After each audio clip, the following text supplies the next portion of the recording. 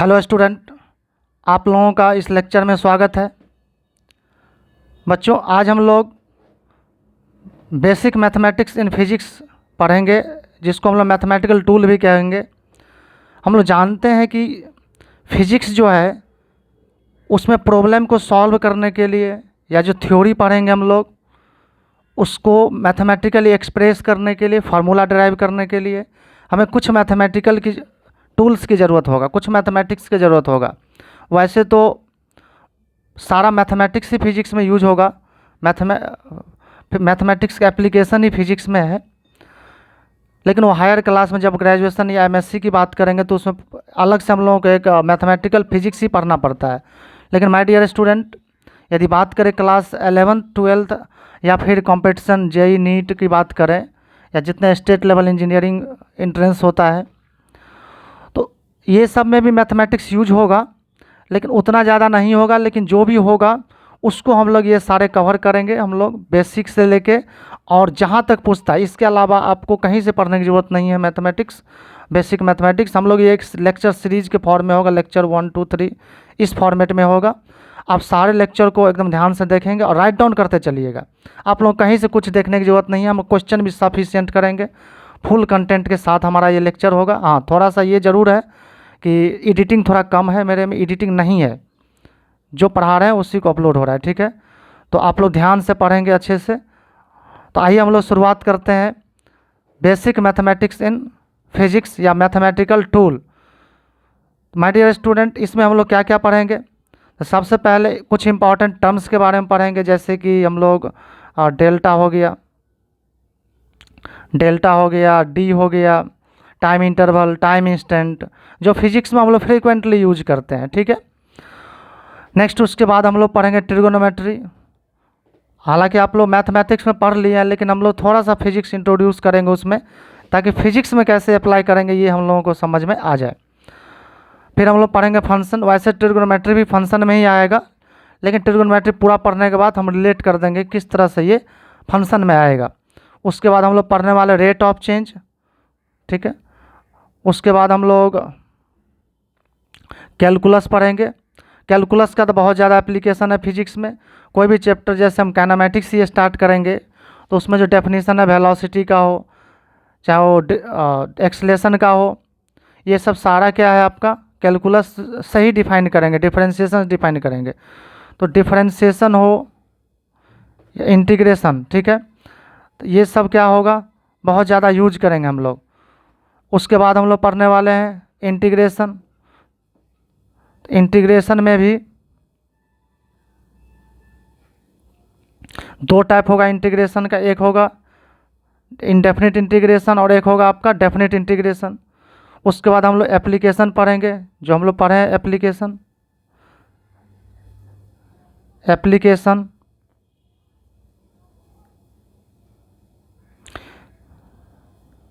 कि application of integration differentiation in physics, ठीक है। उसके बाद हम लोग ग्राफ स्टार्ट करेंगे। तो आइए सबसे पहले हम लोग शुरुआत करते हैं आज का इस लेक्चर को इम्पॉर्टेंट टर्म्स के बारे में। तो बच्चों, हेडिंग लगाया जाए इम्पॉर्टेंट टर्म्स।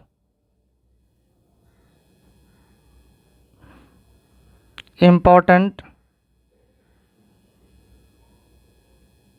टर्म्स। इस इम्पॉर्टेंट टर्म्स में सबसे पहले हम लोग बात करेंगे चेंज का। बच्चों, ये जो चेंज है फिजिक्स में हम लोग फ्रीक्वेंटली यूज करते हैं, बहुत ज़्यादा यूज होता है चेंज का। तो अब हम लोग जानेंगे कि चेंज क्या होता है, कि फिजिक्स में चेंज का मतलब क्या है। नॉर्मली जब हम लोग डेली लाइफ की बात करें तो चेंज मतलब कुछ भी हो सकता है, जैसे कि आपका मौसम चेंज हो सकता है, जैसे किसी का बिहेवियर चेंज हो सकता है, मान लेते हैं कोई प्लान है तो प्लान चेंज हो सकता है। लेकिन बच्चों, हम लोग जब फिजिक्स के चेंज की बात करेंगे हम लोग, तो इसमें चेंज का मतलब होता है फिजिकल क्वांटिटी में चेंज से मतलब है हमारा यहाँ फिजिकल क्वांटिटी में चेंज, ठीक है। तो देखो, जैसे मान के चलते हम लोग, ये ग्राउंड है और एक हमारे पास एक कार है, इसको हम लोग ऑब्जर्व कर रहे हैं।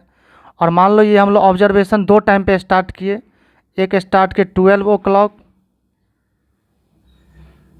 तो जब 12 o'clock में स्टार्ट किए तो मान के चले हमको v1 वेलोसिटी दिखा, और ये v1 वेलोसिटी जो है ये 20 मीटर पर सेकेंड है लेट्स से। तो 12 बजे देखे तो ये क्या है आपका 20 मीटर पर सेकेंड। फिर हम लोग क्या किए, मान लो कि 1 बजे ऑब्जर्वेशन किए 1 o'clock। तो मान के चलो हमारा को ये जो कार का वेलोसिटी दिखा ये v2 दिखा और ये 40 मीटर पर सेकेंड दिखा। अब बच्चों आपसे हम पूछते हैं कि इस कार का वेलोसिटी में क्या चेंज हुआ है। तो आप कहे सर बहुत सिंपल है सर, ये हो जाएगा आपका change in velocity, that is change in velocity, change in velocity that is 40 - 20 and 20 metre पर सेकेंड। बहुत सिंपल है बच्चों। तो जब भी हम लोग चेंज की बात करेंगे तो चेंज क्या होगा, final value minus initial value. Final किसे कहेंगे, तो पहले अब देखो 12 बजे, फिर क्या 1 बजे, तो बाद में देखेंगे वहाँ पे जो वैल्यू मिलेगा फाइनल वैल्यू होगा, वो किसी भी चीज़ का हो सकता है। यहाँ पे हम मोशन का एग्जांपल लिए हैं, और भी फेनोमेना का हो सकता है। 12 बजे हो गया तो v1 ये 20 मीटर पर सेकेंड। आपसे पूछते हैं चेंज इन वेलोसिटी, बहुत सिंपल है 40 - 20। तो जब भी बच्चों चेंज पूछा जाए, फिजिक्स में चेंज आए, तो चेंज का मतलब क्या होगा, फाइनल माइनस इनिशियल। किसी भी फिजिकल क्वांटिटी के फाइनल वैल्यू और इनिशियल वैल्यू का जो डिफरेंस होगा उसी को हम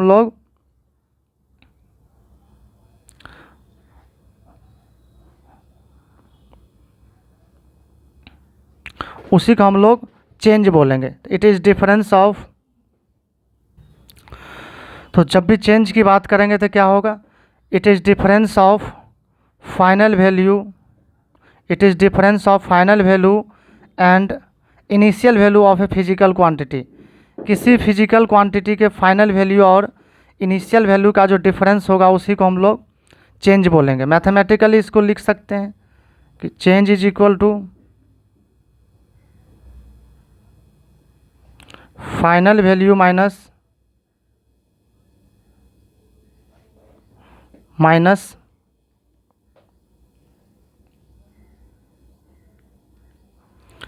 initial value, final value minus initial value. किसी फिजिकल क्वांटिटी के फाइनल वैल्यू और इनिशियल वैल्यू का जो डिफरेंस होगा उसको हम लोग चेंज बोलेंगे। बच्चों अब ये जो चेंज है हमारे पास, मान लो कार का वेलोसिटी क्या है 12 o'clock, 12 बजे जो है आपका 20 मीटर पर सेकेंड था, और 1 बजे कितना हो गया 40 मीटर पर सेकेंड। तो आपसे हम पूछते हैं कि चेंज इन वेलोसिटी कितना होगा, तो आप बोलेंगे 40 - 20। सर बहुत सिंपल है, और ये 20 मीटर पर सेकेंड आ गया। लेकिन बच्चों मान के चलो कि 12 बजे जो वेलोसिटी है ये क्या है आपका 20 मीटर पर सेकेंड है, और जो 1 बजे जो है आपका 1 o'clock ये कितना हो गया, मान लो कि 15 मीटर पर सेकेंड हो गया। अब आपसे पूछते हैं कि बताओ चेंज इन वेलोसिटी कितना है। तो यहाँ पर बच्चों फाइनल जो है ये 15 है, और इनिशियल कितना है, प्रारंभिक वैल्यू जो है ये कितना है 20 है। तो अब यदि चेंज इन वेलोसिटी आपसे पूछते हैं तो ये क्या हो जाएगा, आप 15 - 20 करेंगे। तो जब 15 - 20 करेंगे तो ये निकल के आ जाएगा -5 मीटर पर सेकेंड। तो अब ये -5 जो होगा ये बता रहा है कि 5 से घट जाएगा, 5 वैल्यू क्या होगा घट जाएगा, और यहाँ पे प्लस आ रहा है, इसका मतलब क्या है बढ़ जा रहा है। तो जब भी चेंज आपका क्या हो माइनस में आए तो ये समझना है कि फाइनल वैल्यू जो है इनिशियल वैल्यू से कम है, और यदि चेंज क्या आ जाए माइनस में आ जाए तो फाइनल वैल्यू क्या इनिशियल से कम है, फाइनल यदि ज़्यादा है तो प्लस में आएगा। ठीक है, तो हमारे पास जो चेंज है, तो चेंज जो होगा ये आपका चेंज 2 टाइप का हमको देखने को मिलेगा। एक तो होगा पॉजिटिव चेंज और एक होगा आपका नेगेटिव चेंज।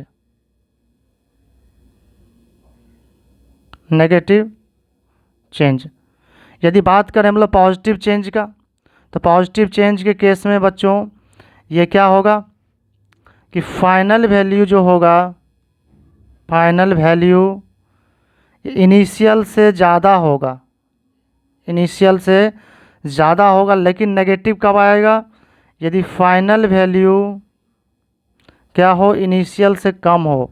जब जब फाइनल वैल्यू इनिशियल से कम होगा तो क्या होगा, चेंज हमारे पास नेगेटिव देखने को मिलेगा। अब एक बात और हम लोग जानते हैं कि चेंज के बारे में, कि हमारे पास जो चेंज होता है वो जनरली दो टाइप का होता है। चेंज जो होता है ये पॉजिटिव नेगेटिव तो है ही है, उसके अलावा एक ऐसे चेंज हमको देखने को मिलेगा जिसको हम लोग ऑब्जर्व कर सकते हैं, और एक ऐसे चेंज देखने को मिलेगा जिसको ऑब्जर्व नहीं कर सकते। मतलब वो चेंज तो हो रहा है लेकिन चेंज हम लोग बता नहीं पाएंगे कि कितना चेंज हुआ है, ठीक है। तो जो दिखाई पड़ेगा, जो हम लोग बता सकते हैं, उसको बोलते हैं ऑब्जर्वेबल चेंज, ठीक है।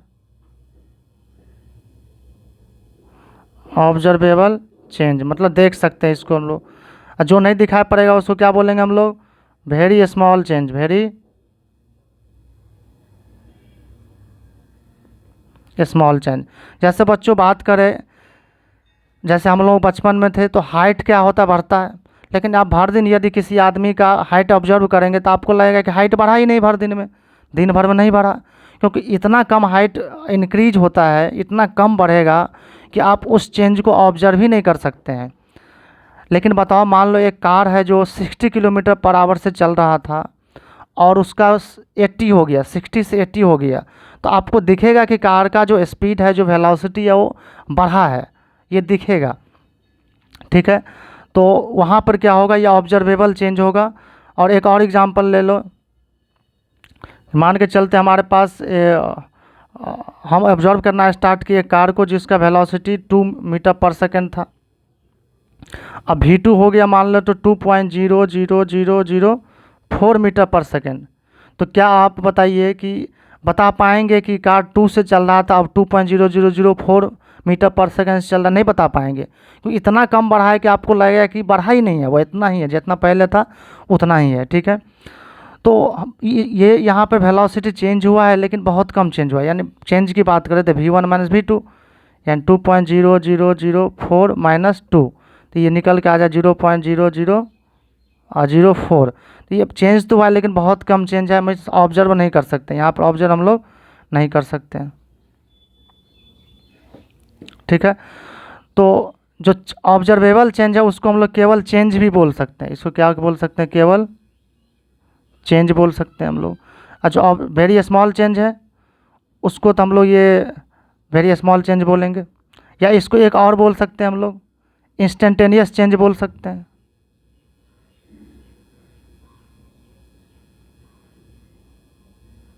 इंस्टेंटेनियस चेंज मतलब ये चेंज किसी टाइम पे हुआ, किसी एक कम टाइम में क्या होगा, चेंज कम होगा, ज़्यादा टाइम में चेंज ज़्यादा होगा। जैसे देखो, जैसे वही 1 साल तक ऑब्जर्व करेंगे आप किसी बच्चा का हाइट का, तो कहता है कि नहीं इसका हाइट बढ़ गया, तो टाइम बड़ा हो गया, इंटरवल ज़्यादा हो गया, तो चेंज क्या हो गया आपका, दिखाई पड़ने लगा। छोटा ही चेंज था लेकिन वो टाइम ड्यूरेशन के कारण क्या है, चेंज दिखने लगा। तो ये क्या है, बहुत कम टाइम में मेजरमेंट किया जाएगा, इसलिए इंस्टेंटेनियस चेंज बोलेंगे, ठीक है। इंस्टेंटेनियस मतलब किसी पार्टिकुलर टाइम पे, ठीक है बच्चों। इसके बाद हमारा नेक्स्ट जो है एक सिंबल बहुत यूज होता है, ये सिंबल है आपका डेल्टा। इसको क्या पढ़ेंगे हम लोग, डेल्टा। डेल्टा बहुत ज़्यादा यूज होगा, डेल्टा। ये डेल्टा क्या है, तो जैसे मान लो हमारे पास चेंज है, तो किसी पार्टिकल का मान लो वेलोसिटी चेंज हुआ है, तो चेंज जब होगा तो चेंज को मैथमेटिकली लिखने के लिए हमें कुछ न कुछ सिंबल चाहिए होगा। तो हमारे पास दो तरह का चेंज यहाँ पर देखने को मिलेगा, एक ऑब्जर्वेबल चेंज है और एक आपका नॉन ऑब्जर्वेबल चेंज है, यानी वेरी स्मॉल चेंज है, नॉट ऑब्जर्वेबल। ये क्या आपका नॉट ऑब्जर्वेबल। तो चेंज को दिखाने के लिए हम लोग डेल्टा यूज करते हैं, यानी ऑब्जर्वेबल चेंज को दिखाने के लिए डेल्टा का यूज करते हैं। It is use to represent, it is used to represent observable change.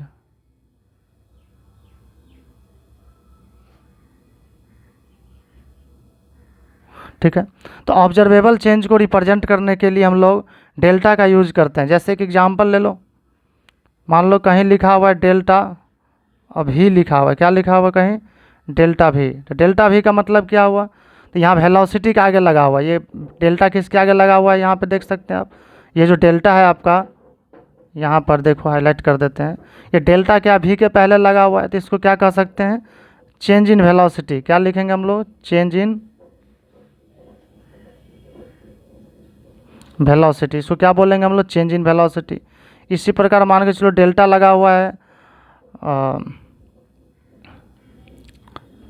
के मतलब होता है काइनेटिक एनर्जी यानी गतिज ऊर्जा। तो यहाँ पर डेल्टा यहाँ लगा हुआ है देखो के के पहले, तो यहाँ पर क्या कह सकते हैं हम लोग कि चेंज इन काइनेटिक एनर्जी। तो आप लोग याद रखेंगे कि जिस भी क्वांटिटी के आगे लग जाएगा डेल्टा, उस क्वांटिटी में चेंज को डेल्टा बताएगा, ठीक है। और भी हो सकता है। इसके बाद नेक्स्ट हम लोग पढ़ने वाले हैं डी। ये जो डी है बच्चों, इसका भी बहुत ज़्यादा फ्रीक्वेंटली यूज है फिजिक्स में। डी को ही हम लोग क्या इंटीग्रेशन करते हैं तो डेल्टा आ जाता है। अब कैसे आता है हम आगे बताएंगे। तो डी फिलहाल समझिए। तो यदि ऑब्जर्वेबल नहीं है, नॉट ऑब्जर्वेबल है, मीन्स वेरी स्मॉल चेंज है, तो जब बहुत छोटा चेंज होगा तो उस केस में हम लोग चेंज को डी से दिखाएंगे, ना कि डेल्टा से दिखाएंगे। It is used to represent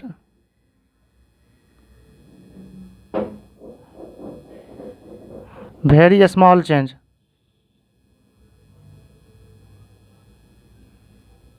ठीक है, ये क्या वेरी स्मॉल चेंज को दिखाने के लिए हम लोग यूज करते हैं। एग्जाम्पल जैसे लिखा हुआ है डी, क्या लिखा हुआ है डी। तो यहाँ डी का मतलब क्या हुआ, डी का मतलब क्या, डी किसके आगे लगा हुआ है, यहाँ पर देख सकते हैं बच्चों, डी जो है आपका वी से पहले लगा हुआ है। तो इसको हम लोग लिखेंगे चेंज इन वेलोसिटी। लेकिन कौन सा change, very small change in velocity. इसको लिखेंगे हम लोग very small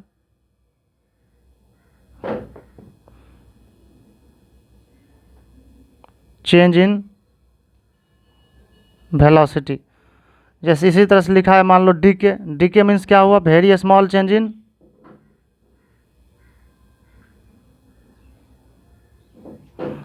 in kinetic energy.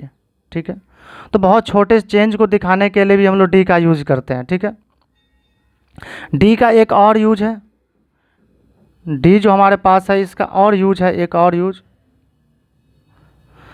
जैसे मान लो हमारे पास एक ऑब्जेक्ट है, हमारे पास एक ऑब्जेक्ट है, किसी भी शेप का हो सकता है। यहाँ पर सिमेट्रिक यहाँ पर स्फेरिकल हम लोग ले लिए हैं। सपोज करो इस स्फेयर का जो मास है, इसका मास m है।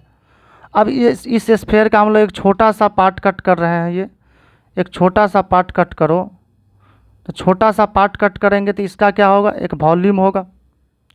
वॉल्यूम होगा तो सबसे छोटा पार्ट इमेजिन करिए हम लोग कि सबसे छोटा पार्ट क्या हो सकता है, वेरी स्मॉल पार्ट या smallest part, smallest part of body. तो यहाँ पर चूंकि स्फेयर है तो यहाँ वॉल्यूम होगा, तो स्मॉलेस्ट पार्ट जो होगा उसको बोलते हैं हम लोग एलिमेंटल पार्ट। इसको this is called elemental part.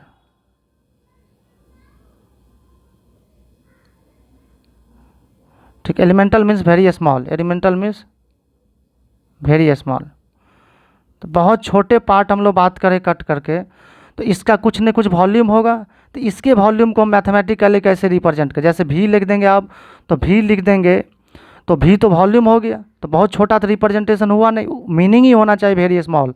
तो यहाँ पर जो लिखेंगे हम लोग क्या लिखेंगे, सॉरी,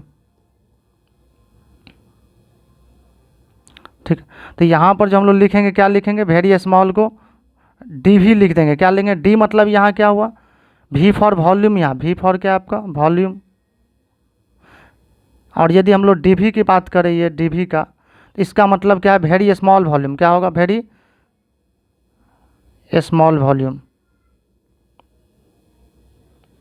तो यहाँ पर देखो चेंज नहीं हुआ है वॉल्यूम, यहाँ पर क्या है आपका बहुत छोटे से वैल्यू को बता रहा है, यहाँ वॉल्यूम बहुत छोटा है।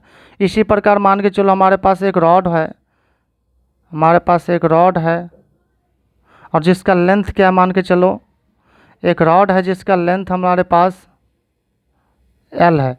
इस रॉड का यदि सबसे छोटे पार्ट की बात करें हम लोग, तो इसका लंबाई कितना होगा, तो लिख देंगे हम लोग DL। क्या लिखेंगे, DL। और यदि रॉड का मास m है तो आपसे यदि पूछा जाए फाइंड, यदि आपसे पूछा जाए find mass in length dl, यानी इस एलिमेंटल लेंथ में क्या पूछा जा रहा है, हमको मास पूछा जा रहा है। तो मास कितना होगा, तो लिखेंगे हम लोग मास इज, तो मास भी बहुत छोटा होगा, लेंथ बहुत छोटा एलिमेंटल पार्ट है तो मास भी बहुत छोटा होगा, तो मास इज dm होगा। dm मीन्स डिस्ट्रिक्ट मजिस्ट्रेट नहीं होगा, वेरी स्मॉल मास। तो dm कैसे लिखेंगे, तो dm मास जो है dl लंबाई में है, dl लेंथ में है, तो पर यूनिट लेंथ मास कितना हो जाएगा बोलो, l लंबाई में मास m है तो 1 यूनिट लेंथ में l/m हो जाएगा। तो l/m जो है 1 यूनिट लेंथ में होगा, जबकि कितना लेंथ में dm है, dl में dl मल्टीप्लाई कर देंगे। तो इस तरह से हम लोग क्या है dm निकाल सकते हैं। ठीक है बच्चों, यहाँ मास लेंथ में था इसलिए इसमें आ गया। मान लो हमारे पास एक सरफेस होता है इसे, और सरफेस एरिया टोटल a होता, एक छोटा सा पार्ट कट किए हम लोग, और इसका एरिया जो एलिमेंटल एरिया है dA है। अब आपसे पूछते हैं मास इन dA, मास इन dA, तो इस क्या लिखेंगे dm लिखेंगे। तो यहाँ पर जो हम लोग dm निकालेंगे कैसे निकालेंगे, तो dm बराबर लिख देंगे, टोटल मास कितना है बच्चों m, और वो कितना में मास है, तो पूरा ए एरिया में, तो यानी पर यूनिट एरिया ए मास ये हो जाएगा मल्टीप्लाइड बाय क्या है dA। इस तरह से देख सकते हैं हम लोग जो dm है, जो d का एप्लीकेशन है, d का यूज है बहुत ज़्यादा है। सेंटर ऑफ मास में पूरा हम लोग ये कॉन्सेप्ट यूज करेंगे, रोटेशन में करेंगे, सर्कुलर मोशन में करेंगे, वर्क पावर में करेंगे, यानी जितना फिजिक्स में है सब जगह हम लोग बहुत ज़्यादा यूज करने वाले हैं डी का। तो डी का 2 यूज है, एक हम लोग चेंज को दिखाने के लिए यूज करेंगे, देख सकते हैं आप, और एक क्या है बहुत छोटे से वैल्यू को भी लिए। तो it can be also used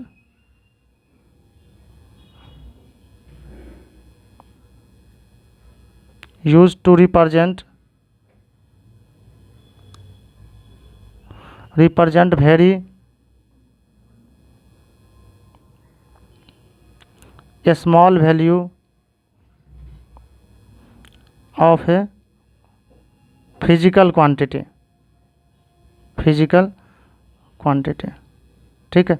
बहुत छोटे से वैल्यू को दिखाने के लिए भी यूज करते हैं। जैसे यहाँ पर देखो समराइज कर देते हैं हम लोग,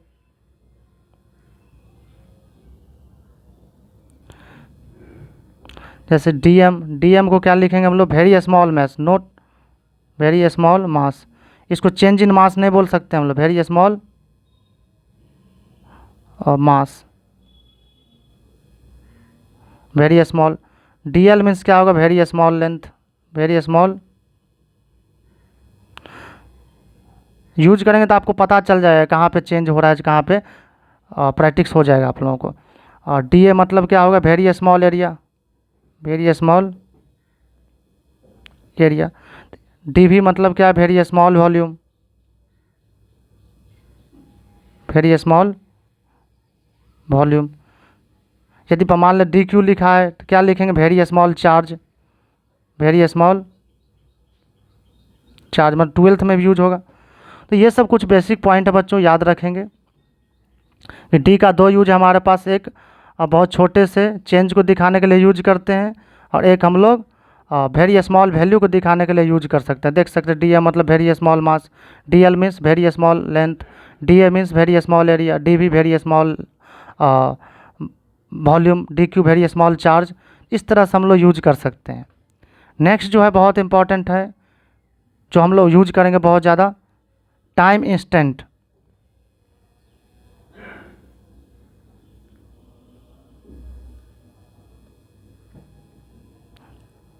टाइम इंस्टेंट, टाइम इंस्टेंट। तो टाइम इंस्टेंट को समझने के लिए मान लो, पहले समझ लेते हैं हम लोग, उसके बाद राइट डाउन कर लेंगे। मान लेते हैं ये हमारे पास एक रोड है, और एक कार जो है आपका, चलना स्टार्ट हुआ है। एक कार जो है v वेलोसिटी से मान के चलो आगे जा रहा है, और ये 12 बजे स्टार्ट्स कितना बजे, 12 o'clock चलना क्या है आपका स्टार्ट होता है। अब आपसे पूछते हैं कि 12:10 पे वेलोसिटी बताओ। 12 बजे चलना स्टार्ट हुआ, पूछते हैं 12:10 पे इसका वेलोसिटी बताइए। तो वो जो 12:10 है एक पार्टिकुलर टाइम है, एक पार्टिकुलर वैल्यू ऑफ टाइम है। तो किसी पार्टिकुलर वैल्यू ऑफ टाइम को ही हम लोग टाइम इंस्टेंट बोलते हैं। क्या बोलते हैं? और वही पूछा जाता है कि 12 से 2 के बीच में बताओ, 12 से 2 के बीच में बताइए कि वेलोसिटी क्या रहा होगा। तो उस समय क्या होगा कि एवरेज हो जाएगा, मतलब टाइम इंटरवल हो जाएगा। वो क्या हो जाएगा? आपका टाइम इंटरवल हो जाएगा। और ये किसी पार्टिकुलर टाइम पे पूछेगा तो क्या होगा? वो टाइम इंस्टेंट होगा। तो टाइम इंस्टेंट मतलब क्या है? समय का जो एक पार्टिकुलर वैल्यू होगा उसको बोलेंगे हम लोग टाइम इंस्टेंट। ठीक है बच्चों, तो इसको हम लोग राइट डाउन कर लेते हैं कि टाइम इंस्टेंट क्या होता है। उसके बाद टाइम इंटरवल समझ में आ जाएगा। ठीक है, तो जो आपका टाइम इंस्टेंट है ये क्या होता है? पर्टिकुलर वैल्यू या फिर फिक्स टाइम है ना, पर्टिकुलर वैल्यू ऑफ टाइम या fix time is called time instant.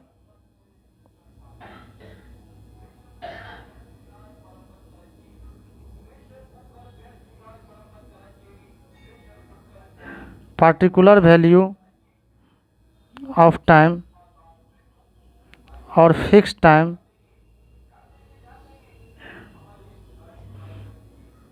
Is called time instant. समय का जो एक खास वैल्यू होगा या फिर फिक्स टाइम होगा उसे क्या बोलेंगे हम लोग? Time instant. एग्जांपल देख लेते हैं। जैसे example t is equal to लिखा है कहीं 12 o'clock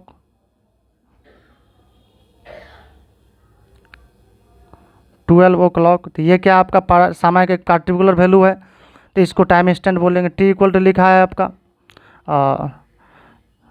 10 o'clock, तो ये भी क्या है? टाइम इंस्टेंट है। यदि आपसे कहा जाए 2 सेकेंड तो कहिएगा सर मेरे घर में तो 2 सेकेंड दिखता नहीं है। किसी बाज में 10:02 या 12:02 ऐसे कुछ होता है, या 12:10 2 ऐसे होता है। लेकिन बच्चों फिजिक्स जो है, तो फिजिक्स की बात करें हम लोग तो फिजिक्स में स्टॉप वॉच यूज करते हैं। कौन सा यूज करते हैं हम लोग? Stop watch. स्टॉप वॉच में जब भी खासियत ये होता है कि जब भी आप ऑन करेंगे तो जीरो से ही स्टार्ट होगा 0 1 2 3 4 इस तरह से ये सेकंड में होगा। तो उसमें 2 सेकंड आएगा कि नहीं आएगा? तो ये क्या होगा? 2 सेकंड, टी बराबर 0, टी बराबर 1 सेकंड, सब ये सब संभव है फिजिक्स में। ये सब सारा टाइम इंस्टेंट है। ये सब क्या आपका सारा टाइम इंस्टेंट है। अब इसके बाद जो है आपका अगला टाइम इंटरवल है। क्या है? Time interval.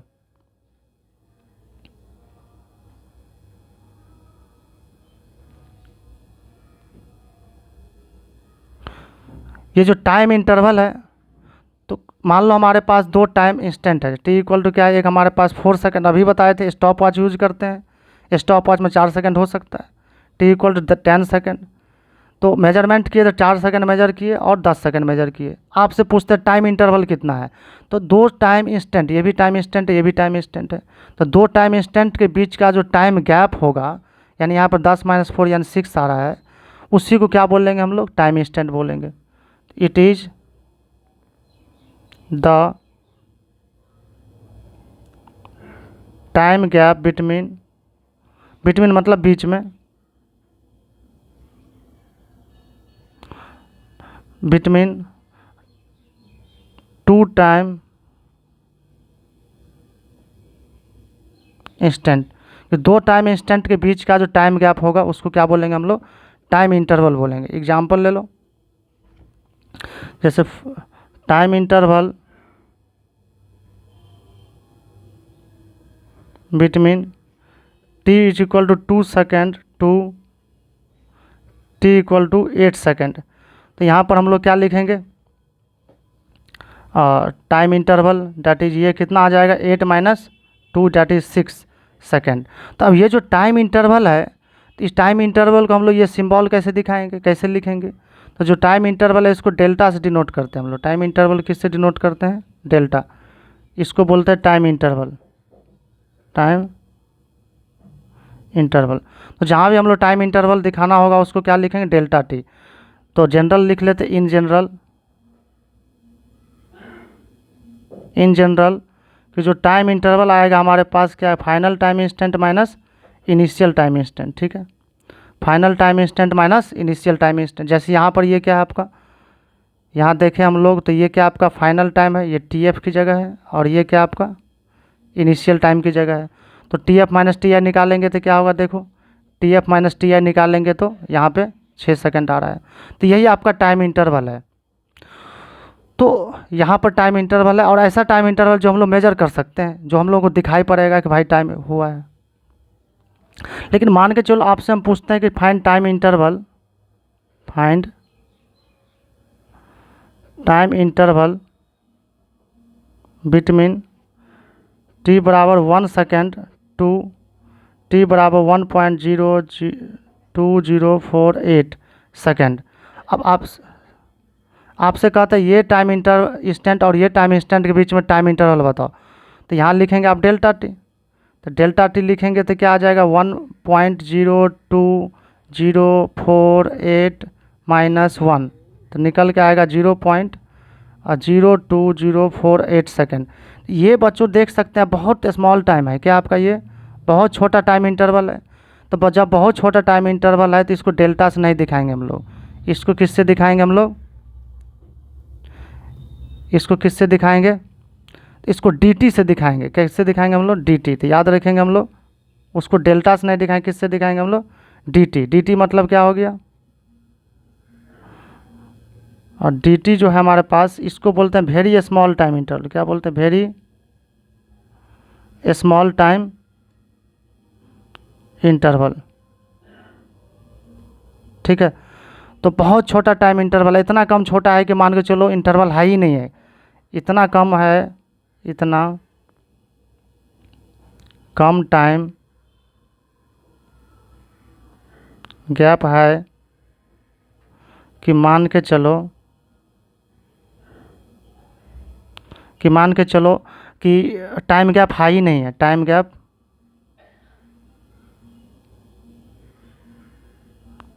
है ही नहीं। और जब नहीं है तो क्या होगा, यदि हम आपसे पूछते हैं 12 बजे वेलोसिटी चेंज क्या हुआ है, एक क्वेश्चन है, मान लो कि आपसे कहा जाए कि 2 सेकंड पर कितना चेंज हुआ, 2 सेकंड पे कितना चेंज हुआ, तो वहाँ पर dt के लिए निकालेंगे, क्योंकि वहाँ पर देखो 2 सेकंड पे कहने के लिए देख फिक्स टाइम है, लेकिन हम लोग dt या यूज करेंगे। क्यों करेंगे, क्योंकि वेरी स्मॉल टाइम इंटरवल है। ठीक है बच्चों, तो ये समझ में आ रहा है। एक और बहुत ज़्यादा यूज होता है कॉन्सेप्ट, उसको देखते हैं हम लोग। वो कॉन्सेप्ट है आपका t बराबर 0। अगर टाइम इंस्टेंट क्या हो, 0 हो, टाइम इंस्टेंट क्या हो, 0 हो। तो यदि टाइम इंस्टेंट 0 हो तो उसका मीनिंग क्या होता है, तो ये वो समय होता है जब ऑब्जर्वर देखना स्टार्ट करता है। It is time when observer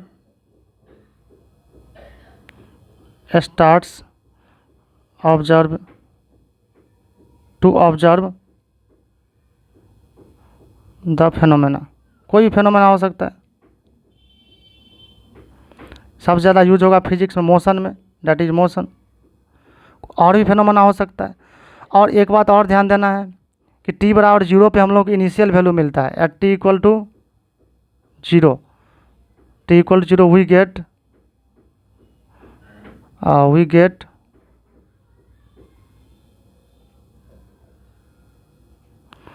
initial value. हम लोग क्या मिलेगा, इनिशियल वैल्यू मिलेगा। t इक्वल टू 0 पे हम लोगों को इनिशियल वैल्यू मिलता है।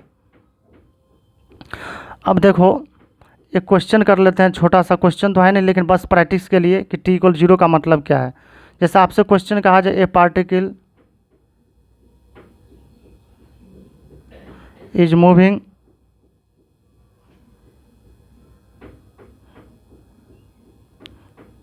With velocity v equal to 2t plus 4 metre पर सेकेंड। एक पार्टिकल है जो इस वेलोसिटी से चल रहा है, वेलोसिटी टाइम पे डिपेंड कर रहा है, देख सकते हो आप कि वेलोसिटी क्या कर रहा है, टाइम पे डिपेंड कर रहा है। तो जब वेलोसिटी टाइम पे डिपेंड कर रहा है, यहाँ पे आपसे पूछा जा रहा है find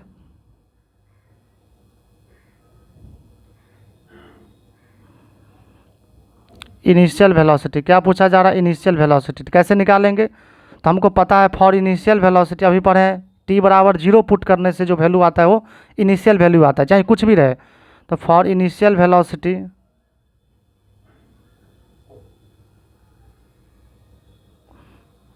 put t equal to zero, t equal to क्या कर देंगे हम लोग, जीरो पुट कर देंगे। तो भी कितना मिलेगा देखो इस इक्वेशन में, 2, और टी की जगह जीरो, 2 इंटू जीरो प्लस 4, ये तो जीरो हो जाएगा, 0 + 4 दैट इज़ 4 मीटर पर सेकेंड। तो ये कुछ हमारा इंपॉर्टेंट टर्म है जो बहुत ज़्यादा यूज होगा फिजिक्स में। आप लोग इसको रिवाइज कर लेंगे अच्छे से लिख करके, बहुत ज़्यादा यूज होगा, कैलकुलस में भी यूज होगा। ठीक है, तो आगे अगला लेक्चर में हम लोग ट्रिग्नोमेट्री पढ़ेंगे, इसको कंप्लीट करके रखिए आप लोग।